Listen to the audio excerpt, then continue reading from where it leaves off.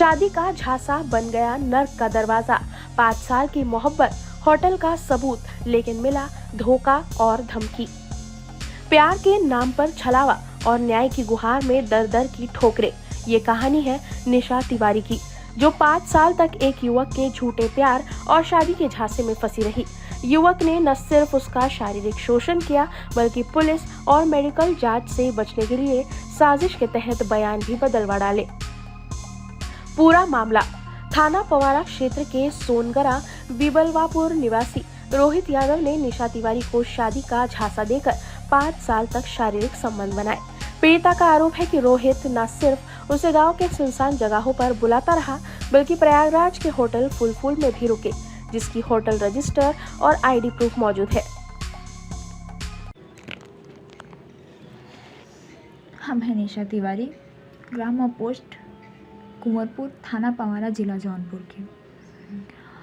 और मेरा एक लड़के से 5 साल से अफेयर था, जिसका नाम रोहित यादव, पुत्र कृपा शंकर यादव, ग्राम सुंगरा बिरबलपुर, थाना पवारा, जिला जौनपुर का है।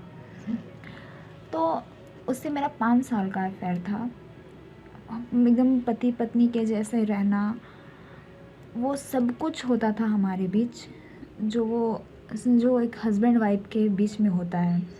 तो हमसे बोला कि तुम मेरे साथ रहो, हम तुमसे शादी कर लेंगे। मेरी एक छोटी बहन है गुलशना यादव, जिसका नाम गुलशना यादव है, वो जो कि मेरी क्लासमेट थी। तो बोला कि मेरी छोटी बहन है, तो मदर कास्ट की हो, उसकी शादी कर लें, उसके बाद हम तुमसे शादी कर लेंगे। तो जब हमसे बोलता था तो हम बोलते थे कि नहीं, शादी से पहले तब कुछ नहीं करते हैं, जब शादी कर लोगे तब हमारे बीच जो होगा देख करेंगे। तो बोला नहीं, तुम हमसे मिलती जुलती रहा करो और हमारे साथ मतलब ये सब होता रहेगा और हम शादी कर लेंगे। तो हमने बोला पक्का करोगे ना? बोला हाँ कर लेंगे शादी। तो बोला ठीक है। ऐसे कहते कहते 5 साल बीत गया। जब हम शादी की बात उससे करते थे तो बोलता था कि अभी रुक जाओ, हम घर पे बात करते हैं।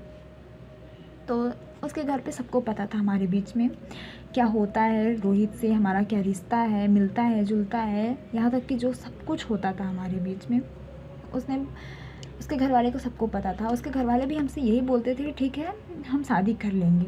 आजकल कास्ट को लेके कौन, मतलब कास्ट पे कौन जाता है, आजकल तो सब अपने बच्चों की खुशी देखते हैं। ऐसा बोल के रोहित ने मेरे साथ 5 साल से एकदम पति पत्नी के जैसे रहना, वो सब कुछ करना। जब मैंने 24 को पुलिस अधीक्षक के पास फिर से कंप्लेन कराया, तो वहाँ से आदेश आया हमारे पवारा थाने पे। पवारा थाने पे आया तो हमारे घर यशाई प्रभुनाथ सर आए। वो बोले कि तुम्हारा मेडिकल बयान फिर से होगा। ये चीज़ हम वहाँ जब 24 को दिए थे, तो उसके बाद आए सर जी, जब प्रभुनाथ यशाई सर हमसे बोले कि तुम्हारा बयान मेडिकल फिर से होगा। हम बोले ठीक है सर। फिर कुछ दिन के बाद जब 2-3 दिन बीत गया, तो मैंने प्रभुनाथ सर को कॉल जी, अभी तक कुछ पता नहीं चला क्या हो, मेरा कब बयान होगा, कब मेडिकल होगा। तो बोले हम नहीं करवा पाएंगे, जाओ अपना एडवोकेट कर लो किसी से, उससे करवाओ, हम तुम्हारा कुछ नहीं करवा पाएंगे।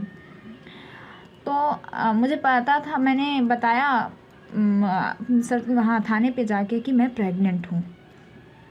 बोले कि यहाँ के सर बोलते हैं थाने वाले कि ठीक है, देखता हूँ, 1-2 दिन रुक जाओ। 17 जून को मैंने दिया था कंप्लेन, और आज इसमें अगस्त हो गया, 3 अगस्त, 2 अगस्त, फिर भी अभी तक कुछ भी नहीं हुआ।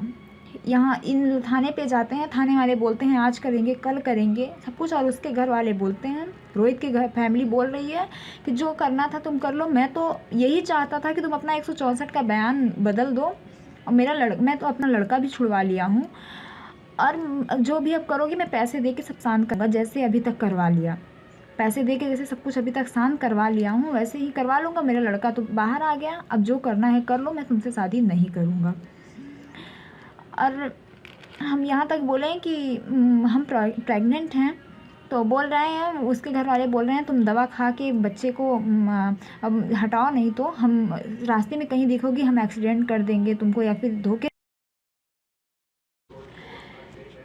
उसको पुलिस कस्टडी में लिया गया, रोहित को। तो रोहित के घर वाले, रोहित, सब कोई थाने पे बोला हमसे कि तुम अपना स्टेटमेंट और मेडिकल ना करवाओ, मेडिकल मत कराओ, स्टेटमेंट चेंज कर दो, हमारे अगेंस्ट मत जाओ, हम तुमसे शादी कर लेंगे, हम शादी करने के लिए तैयार हैं। उसकी फैमिली, उसके पापा, उसके बड़े पापा, उसका भाई राहुल, रोहित, सब कोई, उसकी दादी बड़ी बहन थी वंदना, उसके बड़े जीजा थे समर, सब कोई हमसे बोला कि शादी करने के लिए तैयार है, तुम मेडिकल मत कराओ अपना और बयान भी मत दो। तो हमने बोला कि ऐसा नहीं हो सकता, हम बयान दे रहे हैं, उसके बाद मजिस्ट्रेट के सामने एक बार मेरी बयान हो जाए, उसके बाद हम तुमको छुड़वा के हम शादी कर लेंगे। बोला नहीं, मेरा सब तम हो जाएगा, तुम्हारे हम पैर पड़ते हैं।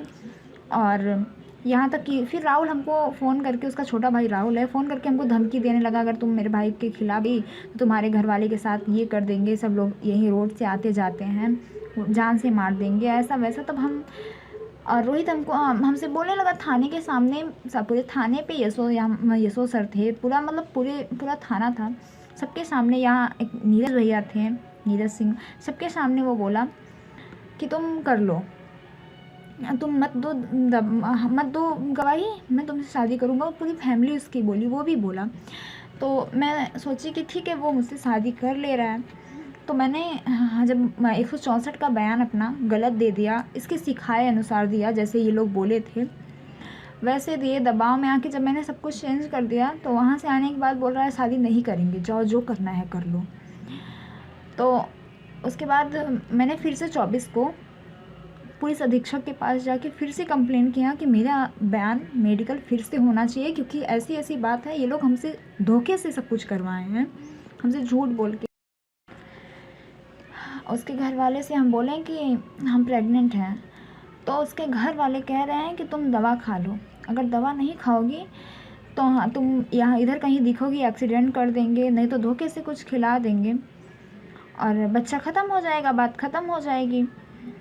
और हम बोले कि हम ऐसे कैसे, हम ना ही बच्चे को ख़त्म करेंगे और ना ही कुछ भी करेंगे, हमको न्याय चाहिए, हमें रोहित। उसके घर वाले कह रहे हैं कि तुम पैसे के लिए कर रही हो, तुम चाहती हो कि तुम्हारा कोर्ट से शादी हो और आधा प्रॉपर्टी, पैसे, सब कुछ मेरे नाम हो। तो हम ये भी यहाँ तक करने के लिए तैयार है कि कोर्ट से नहीं, हमको मंदिर से शादी करवा दिया जाए, रोहित का सिर्फ़ और सिर्फ हमको नाम दे दिया जाए।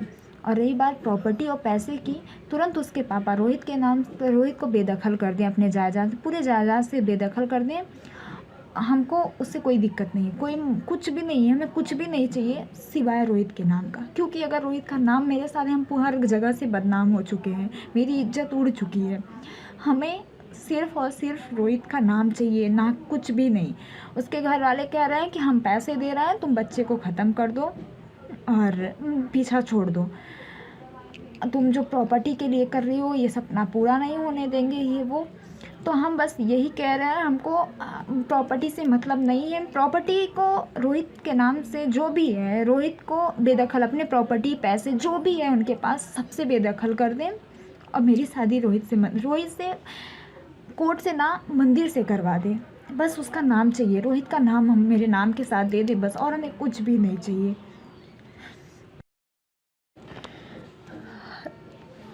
हमको रोहित का नाम चाहिए। अगर रोहित हमको, इस बच्चे को नाम अपना नहीं देता है तो हम सुसाइड कर लेंगे, क्योंकि मेरा मान सम्मान, इज्जत, गांव, देश सबसे ख़त्म हो चुका है। अगर जो थोड़ी बहुत बच सकती है, रोहित का नाम मेरे नाम के साथ लगने के बाद ही बच सकती है। अगर नहीं बचाता है, रोहित नहीं देता है, उसकी फैमिली नहीं करती है रोहित की शादी हमसे, तो हम सुसाइड कर लेंगे। इस बच्चे को भी कुछ भी नहीं होने देंगे।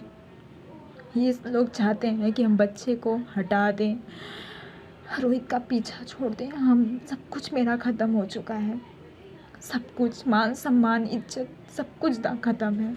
अगर रोहित हमको नाम नहीं देगा तो जो थोड़ा बहुत उम्मीद है कि सब कुछ ही हो सकता है रोहित का नाम लगने के बाद,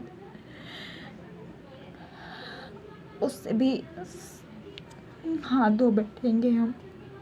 इसलिए हम कुछ नहीं करना चाहते हैं, हमें कुछ भी नहीं चाहिए उसके घर वाले से, सिर्फ़ और सिर्फ रोहित हमको अपना नाम दे दे। जो बोलेगा, जैसा बोलेगा, जहाँ बोलेगा, हम रहने करने के लिए तैयार हैं। यहाँ तक कि अगर रोहित को मेरे बाद अपने फैमिली के लिए किसी लड़की से शादी करना होगा ना, तो भी हम तैयार हैं। हम एक कोने में पड़े रहेंगे, कुछ भी नहीं बोलेंगे, सिर्फ और सिर्फ वो अपना नाम हमको दे दे। मेरी इज्जत उसके हाथ में है। जो थोड़ा बहुत बच सकता है उसके नाम से बच सकता है। अपना नाम मेरे नाम के साथ ही देगा ना, तो हम रह लेंगे, नाम के सहारे रह लेंगे। वो कर लेगा किसी और से भी शादी। जब शादी की बात आई तो रोहित और उसका परिवार पलट गया। इतना ही नहीं, आरोप है कि मेडिकल जांच और 164 का बयान दबाव में बदलवाए गए। पीड़िता ने आरोप लगाया कि जब उसने इंसाफ मांगना शुरू किया तो उसे धमकी दी गई, जहां जाना हो जाओ, हमने लड़के को थाने से छुड़वा लिया है।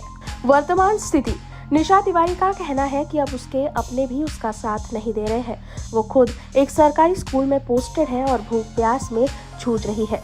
अब वो पुलिस अधीक्षक, थाना प्रभारी और न्यायालय से गुहार लगा रही है कि दोबारा मेडिकल जांच करवाई जाए, 164 का बयान निष्पक्ष रूप से कराया जाए और आरोपी को सख्त सजा दी जाए।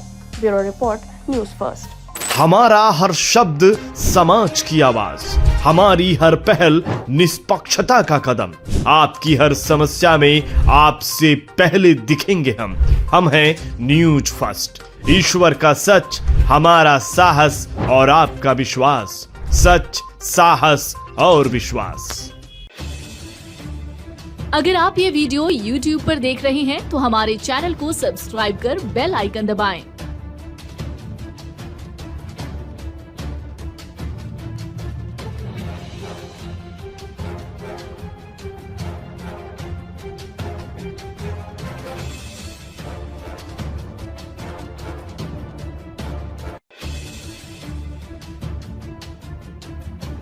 और Facebook पर देख रहे हैं तो हमारे पेज को लाइक करें।